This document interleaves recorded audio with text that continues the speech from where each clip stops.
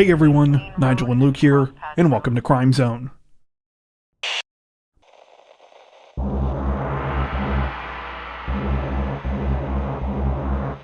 Authorities in Nashville, Tennessee say that a 43-year-old woman is facing a federal charge this week following an investigation into her behavior aboard a Spirit Airlines flight just over a month ago. The incident allegedly took place on November 27th when Amanda Renee Henry was a passenger on a plane traveling from Fort Lauderdale to Nashville. According to reports, sometime during the flight, Henry became disruptive and appeared to be intoxicated. It wasn't long before those seated next to her asked to be moved due to her behavior. After some discussion, flight attendants decided that it would be better to move Henry since she was seated next to an emergency exit, and this was a safety concern for everyone on board. However, when the crew members asked Henry to move, she refused. She then allegedly proceeded to grab her carry-on bag and make a run for the front of the aircraft, screaming, "I'm getting off this plane." Thankfully, a flight attendant was able to block Henry before she made it to the main cabin door of the airplane, and with the help of other crew member, Henry was restrained. After that, an off-duty firefighter who was a passenger on the plane assisted the flight crew by sitting with Henry for the duration of the flight in order to keep her calm.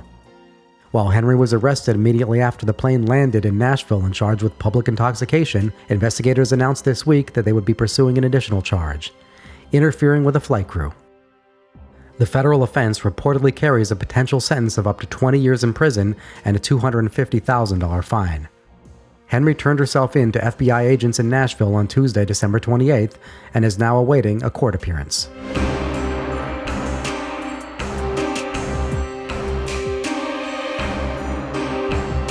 Representatives from the Ontario Provincial Police say that they are searching for at least 4 unknown suspects this week after they allegedly stole roughly $200,000 worth of butter from a trucking facility just south of the city of Quinte West. According to reports, the incident took place around 11 p.m. on December 25th. The 4 suspects were captured on surveillance video as they were dropped off by a black SUV at the facility on Glen Miller Road in the community of Trenton. Once inside the trucking facility, the thieves allegedly stole 2 transport trucks, which were used to haul off 2 trailers, containing a combined total of 20,000 kilograms or approximately 44,100 pounds of butter. According to police, both the trucks and trailers have since been located. They were found a short distance away from each other in Etobicoke, approximately a 2-hour drive from where they had been stolen. However, by that time, the trailers had been completely emptied of the butter. The OPP have since released an image of the black SUV that was seen dropping off the suspects and are now asking anyone with information about the bizarre butter theft to either contact them directly or to reach out to Crime Stoppers.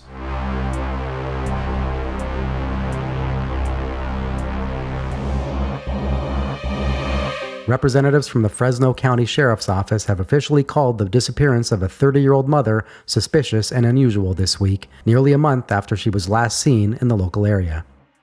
According to reports, Missy Hernandez is well known in Fresno's pop-up art fair scene.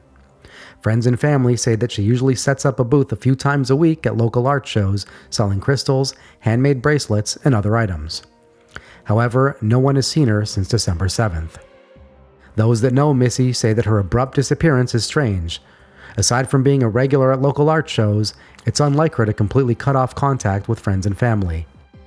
Though Missy is most well known in Fresno, she reportedly travels to Los Angeles frequently for similar art fair events and also has family in Texas.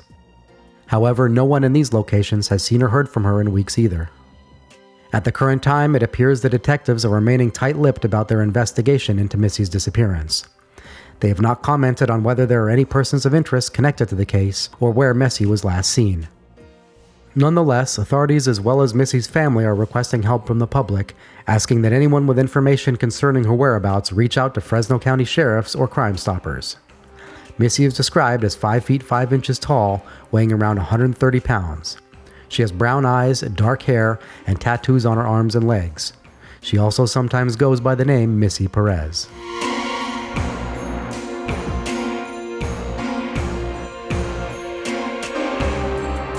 Representatives from the LAPD say that they have charged the boyfriend of a 55-year-old woman with murder this week, just 6 days after her body was discovered in her car.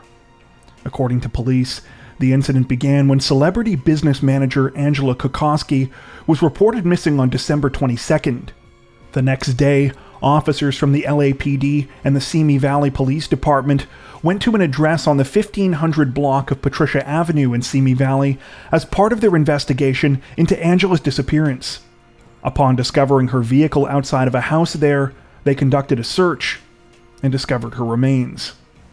Though reports appear to contradict each other as to where exactly Angela's body was discovered, with some stating it was in the trunk of the vehicle and others stating it was in the back seat, most seem to agree on her cause of death, which was reportedly sharp and blunt force injuries to the head and neck and strangulation. On December 29th, the LAPD announced that they had arrested Angela's boyfriend, 49-year-old Jason Barker, in connection with the case. He was subsequently charged with her murder. It's believed that Barker killed Angela at their shared residence in the Los Angeles neighborhood of Sherman Oaks before placing her body in her vehicle and driving it to the home of a family member, where it was found. It's also said that Barker used a knife and a gun to carry out the murder. While Angela's heinous murder would have no doubt generated public outrage under normal circumstances, the case has garnered extra attention due to her work as a business manager for people in the entertainment industry. During her career, Angela reportedly worked with celebrity clients such as Nicki Minaj, Kanye West, and the Kardashian family. Several of these people have taken to social media in the wake of Angela's murder to offer condolences to her 5 children, as well as to share fond memories of her. At the time of this recording, Jason Barker remains in police custody, and his bail has been set at $3.07 million.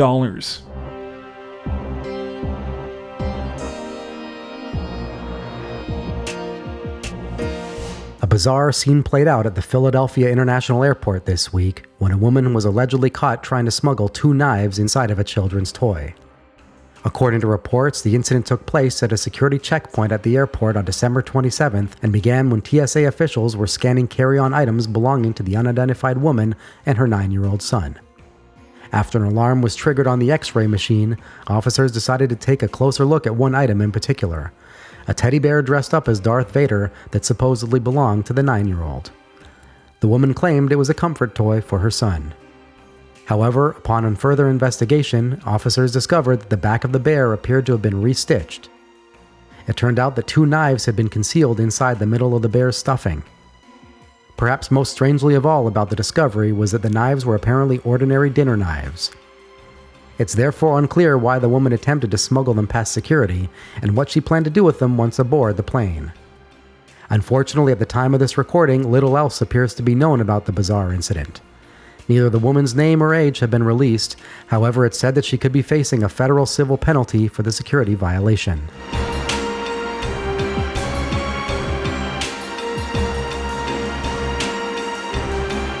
Authorities in Madison County, Florida say that they have dropped a felony charge against a 28-year-old man this week in a truly bizarre robbery case involving a Waffle House, napkins, and, quote, finger guns.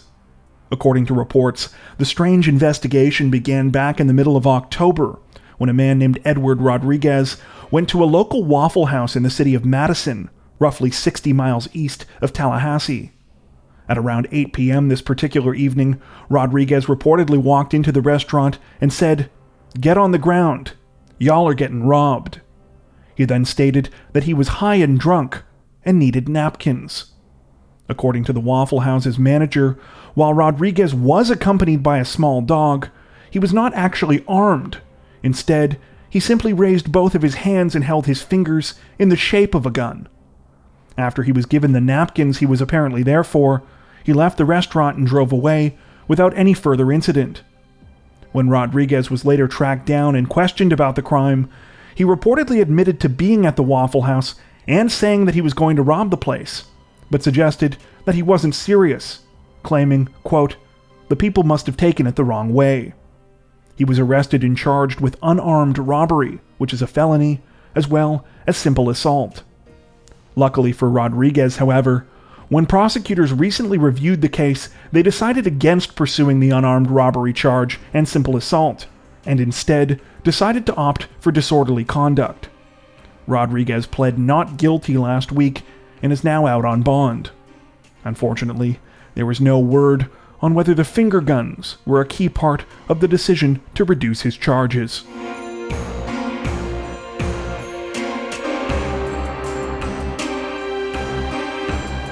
Authorities in Salt Lake City, Utah say that a 39-year-old man has been arrested and is facing numerous charges this week after he was accused of kidnapping a woman and repeatedly assaulting her for weeks.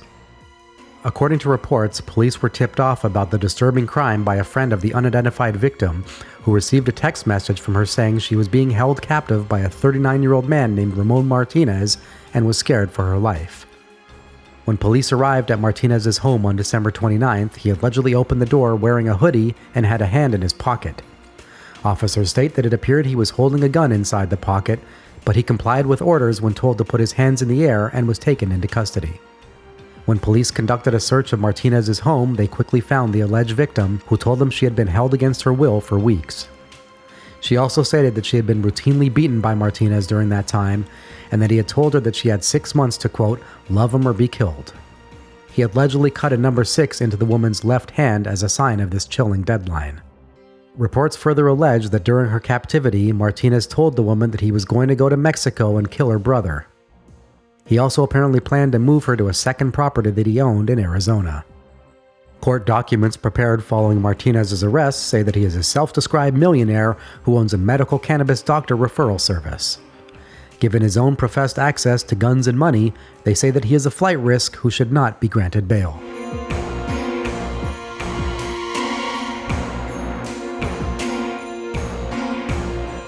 Authorities in Colorado say that 6 people are dead, including the shooter this week, after a gunman went on a shooting spree in the cities of Denver and Lakewood. According to reports, the incident began around 5:25 p.m. on December 27th, when authorities in Denver received the first 911 call about a shooting at a business near First Avenue and Broadway. They arrived at the business, Soul Tribe Tattoo and Piercing, to find 3 victims, all of whom had been shot. The shop's owner, 44-year-old Alicia Cardenas, was pronounced dead at the scene alongside one of the shop's other artists, 35-year-old Alyssa Gunn Maldonado. Alyssa's husband was the 3rd victim to be shot. However, he managed to escape and was taken to the ICU. Just minutes later, at 5:31 p.m., Denver police received a second call about a burglary on the 200 block of West 6th Avenue. The site of the shooting was a residence that doubled as a business, and the residents inside had been fired at, but no one had been struck. A van had also been set on fire in the alley behind the building.